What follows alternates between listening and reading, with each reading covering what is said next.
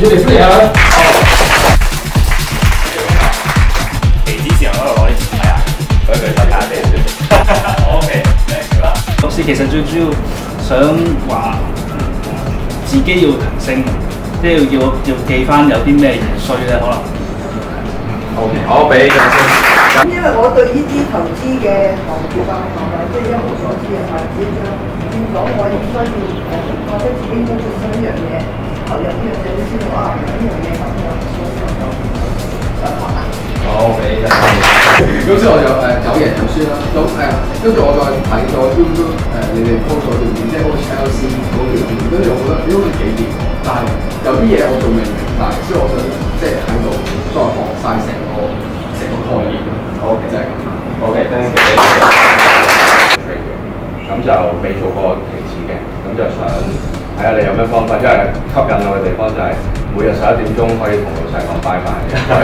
我想做，即係我呢個 system 係我嘅，但係我開始接觸之後發現，有幾個長型嘅秘密。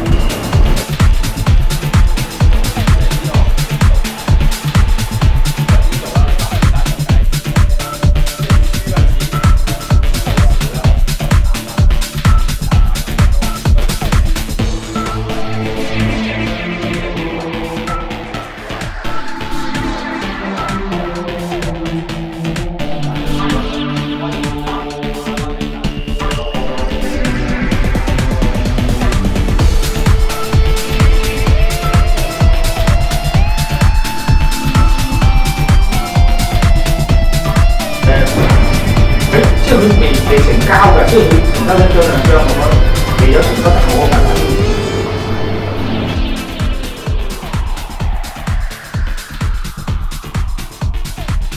學習嘅機會，或者你係想澄清追擊嘅，或者你想執埋個市咁樣啦，咁你就可以就係用所謂第三種嘅白痴嗰個方法嚟去去推啦，咁就快啲咗。OK， 哇！俾啲勁啲嘅掌聲包。